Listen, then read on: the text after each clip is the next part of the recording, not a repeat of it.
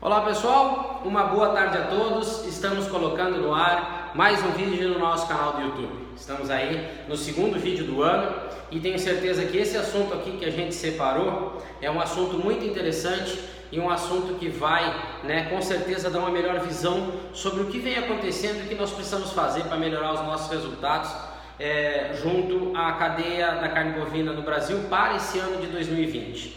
Mas antes eu quero agradecer a todos vocês, do Brasil e fora do Brasil, pois para nossa grata, satisfação, estamos aí presentes, o nosso canal, os nossos vídeos estão presentes já em mais de 10 países. Nós criamos esse canal com o intuito, de disseminar informações, conhecimentos, de promover debates sobre a cadeia da carne bovina brasileira e para nossa satisfação, nós, como eu disse para vocês, já estamos em mais de 10 países aí, é muito legal. E melhor do que isso é ter o contato dessas pessoas de outros países que vem acontecendo.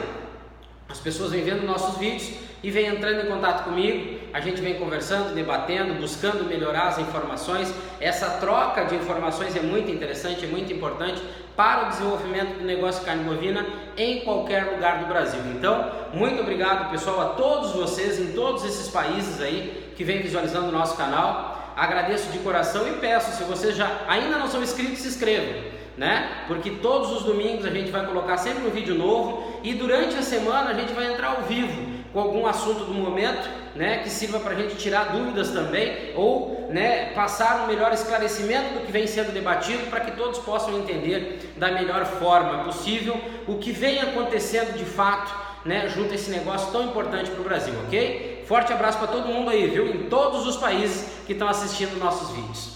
Bem, esse vídeo de hoje, ele trata um assunto, ou ele vem a partir de perguntas que eu tive também, durante essa passagem de 2019 para 2020, uma pergunta que, acabou se destacando dentre tantas, essa se repetiu mais vezes, e é sobre ela que vai ser, a partir dessa pergunta que eu formatei o título do nosso negócio.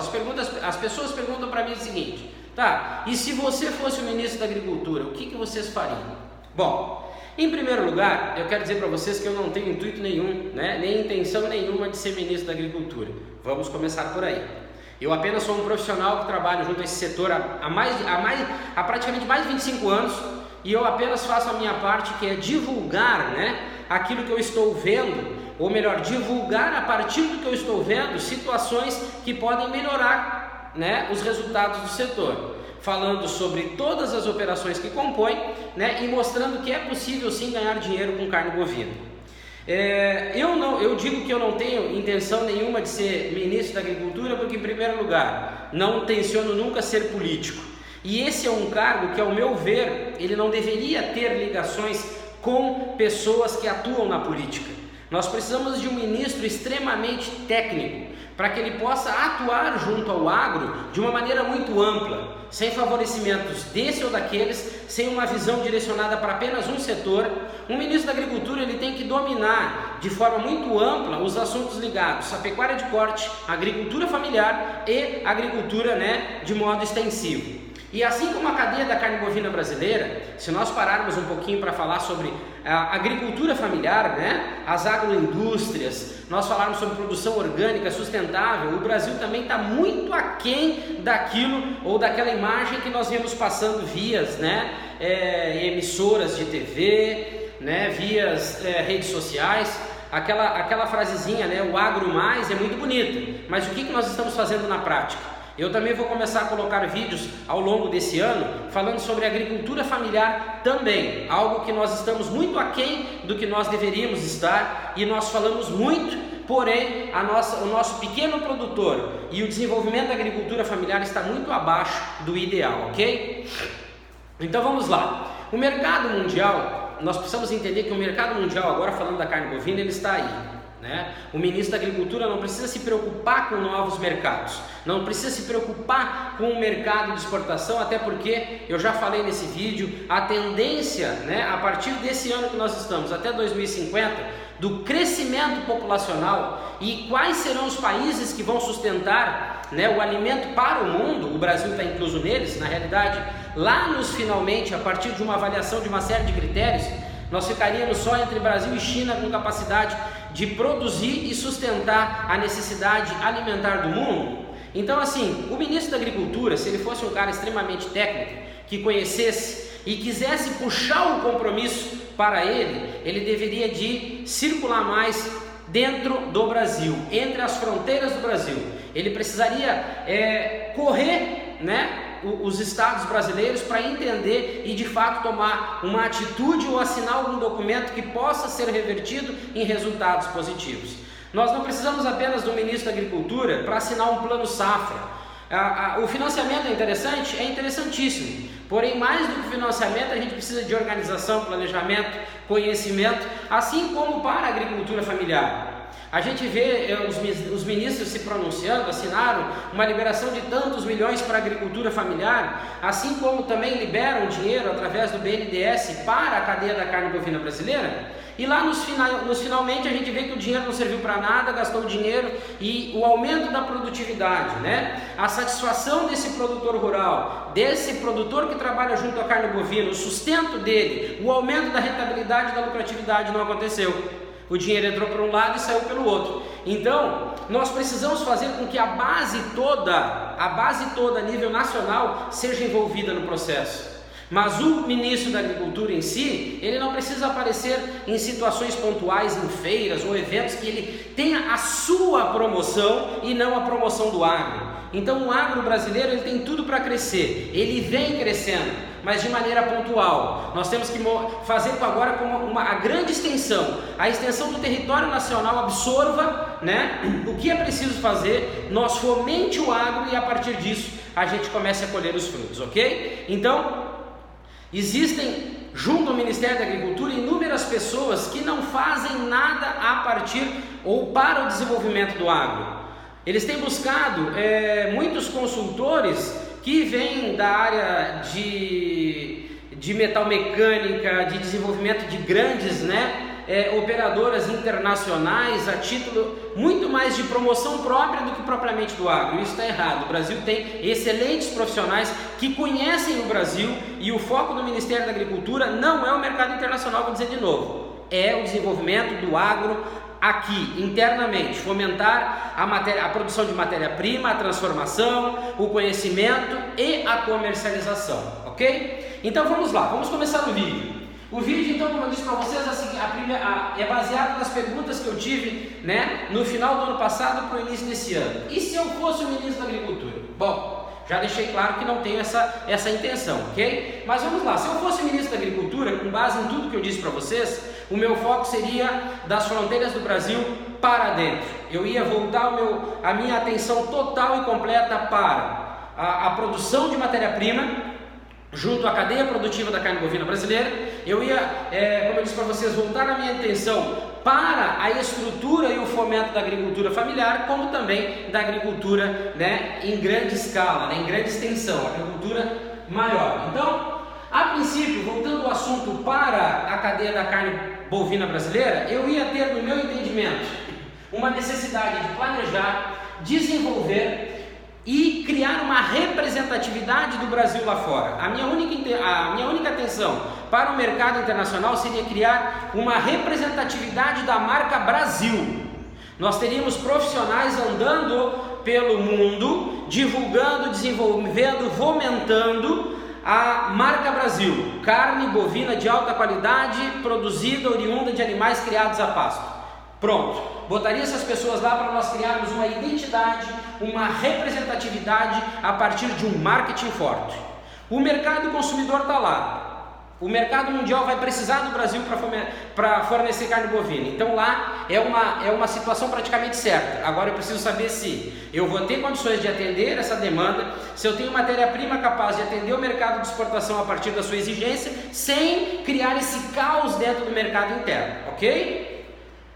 Entendido isso aqui, eu parto para a minha análise entre o mundo e o Brasil. Eu preciso ter um equilíbrio comercial, até porque que o mercado da Europa ele vem a partir de algumas exigências direcionadas à matéria-prima.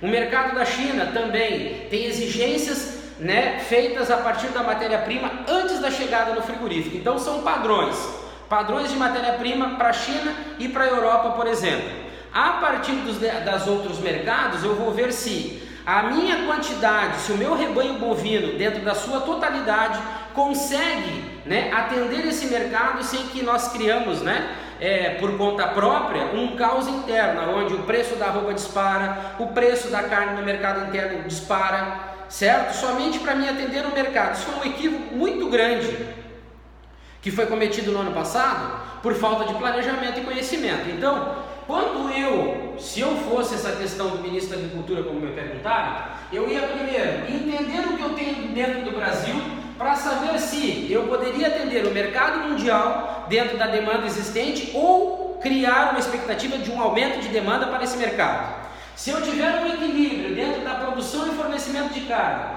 para o mercado do mundo, dentro do que eu já tenho hoje, eu seguraria a sustentabilidade desse mercado e partiria para uma análise dentro do mercado interno. Bom, sobrou esse nicho de mercado no Brasil. Eu tenho esse tanto de matéria-prima, eu preciso entender, pessoal. Se eu quero promover um novo mercado, eu preciso entender, é básico em qualquer segmento. Eu vou produzir X produto para X mercado. Eu tenho matéria-prima para sustentar esse mercado? O Brasil, dentro da sua estrutura, né, total, nós temos hoje praticamente 95% dos nossos animais criados a pasto. E ainda nós temos ociosidade nos campos. A gente pode aumentar a nossa produção de animais criados a pasto. Eu calculo em torno de 10 a 15%. Porém, nós temos uma capacidade enorme ainda de animais dentro de confinamentos. Nós podemos dobrar, triplicar, né, a nossa produção de animais em confinamento. Então, se nós tivermos uma estrutura e um planejamento bem feito a partir do mercado consumidor, eu posso pegar a minha pecuária de corte, fomentar ela através das secretarias de agricultura dos estados, mostrando para o pecuarista que, a partir de um entendimento da capacidade produtiva para exportação ou para os melhores mercados do Brasil, os frigoríficos vão poder bonificar essas carcaças, né, pagando um preço melhor por arroba ou, partindo do princípio do preço específico, uma bonificação para as carcaças que atenderem, né, as exigências dos melhores mercados, ok? Então eu venho para o mercado interno, eu trabalho com os produtos de commodity, que seria qualquer tipo de produto, né? É oriundo de qualquer animal, sem uma raça específica para corte. Tenho as minhas margens de lucro dele, que são baixas, e tenho uma alta competitividade. Eu venho para os cortes classificados e para os cortes especiais. Isso parte, a princípio, a partir de uma oferta, né, de matéria-prima para sustentar as exigências desses mercados. Então, o pecuarista brasileiro, ele precisa entender que, a partir de das escalas de abate formadas no Brasil, nós temos tido mais ou menos entre 20% e 25% de animais com a qualidade especial para abate, ou seja, rendimento de carcaça, acabamento de gordura e precocidade. E os demais animais abatidos? Como é que eu, pecuarista, se não preparo o meu animal conforme o que eu espero, né, ser bonificado, como é que eu vou querer chegar dentro de uma sala de abate e exigir o melhor preço? Aí existe uma outra situação. Mas o frigorífico da minha região, ele não trabalha com grandes mercados, ele trabalha com um mercado qualquer, por exemplo. E alguém pode achar absurdo, mas tem gente que desossa a carne sem nem saber para onde vai comercializar. Depois, quando aparece o mercado, ele negocia, e aí é prejuízo 100%, entendeu? Então tudo são questões de negócios, mas os frigoríficos, né, já de alguns anos para cá, eles estão tendo que buscar mercados melhores. Eles já entenderam que não é volume dentro dos currais para abate, é resultado pós-abate, rendimento de carcaça, né? Rendimento dos cortes na desossa, aproveitamento, né? Enfim, são uma série de situações que os frigoríficos já entenderam que precisam estar atentos. Então, olhei o mercado do mundo, está garantido, está aberto, eu habilitei a minha empresa para 1 ou 2 mercados, está tudo certo. A demanda a nível nacional, agora falando a nível nacional, o Brasil está habilitado para grandes mercados do mundo, está tudo certo. Agora eu tenho que voltar os meus olhos para dentro do Brasil, para que eu atinja o equilíbrio e não crie um caos a partir da minha necessidade de aparição, ou seja, desenvolvimento da minha imagem como ministro. Eu não posso criar um caos dentro do Brasil, aonde eu vou criar essa turbulência com relação a preços, ofertas de animais acabados, falta de animais nas escalas. Isso tudo foi criado por uma necessidade de um ego pessoal, e eu, como ministro da Agricultura, não posso ter isso. O melhor ministério do Brasil hoje para se trabalhar é o Ministério da Agricultura. O mundo precisa de alimento. Ser ministro da Agricultura hoje, quando comparado com demais ministérios, é a coisa mais fácil que tem. É mais simples que tem. É brincadeira de criança? Não, não é brincadeira de criança. Mas é um ministério que o atual ministro ou o ministro que lá estiver, ele precisa focar para dentro do Brasil. Vai ter as suas agendas, os seus compromissos, ok, mas 90% do seu tempo é focado dentro do Brasil. O mercado está lá, o estudo está lá, todo mundo sabe o que precisa. Para abrir novos mercados, todo mundo sabe. Esse joguinho de aparecer em televisão para dizer, eu estou lutando pelo mercado A ou B, isso não resolve nada, muito pelo contrário, só cria problema para o Brasil. Tendo em vista agora esse problema que teve nos últimos anos com o mercado dos americanos, o mercado dos Estados Unidos, que só mais nos gerou problema do que nós tivemos ganho, lucratividade. Então, o ministro da Agricultura tem que olhar para dentro. Se eu fosse ministro da Agricultura, o meu foco seria esse: pequenos e médios produtores rurais e frigoríficos e auxílio para os grandes, para nós desenvolver a nossa capacidade produtiva, porque demanda existe demanda interna e demanda externa, ok? Então, a minha atenção, com base nesse equilíbrio dos mercados, seria total e voltada para a pecuária de corte. Eu criaria programas de melhoramento genético. A pecuária de corte brasileira precisa melhorar completamente, desde a sua genética para corte, manejo e alimentação. Existem pecuaristas que já estão num nível muito bom, mas eu não posso basear os meus resultados a título de aparição, né, junto às redes de TV ou seja lá o que for, de mídias sociais, porque não é a realidade do Brasil. A gente precisa criar, né, programas de desenvolvimento genéticos para os pequenos e médios produtores rurais. Por quê? Porque se nós somarmos a capacidade produtiva de matéria-prima entre pequenos e médios, o volume é muito grande, né? Nós precisamos aumentar a nossa oferta de animais prontos. E aí que eu disse para vocês aquela hora que o Brasil tem muito para crescer, por exemplo, com o confinamento, né?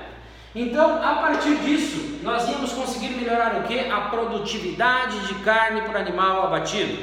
Esse seria o foco. Quantidade de animais bem acabados e produtividade de carne por animal abatido. Será que até hoje no Brasil alguém não viu isso?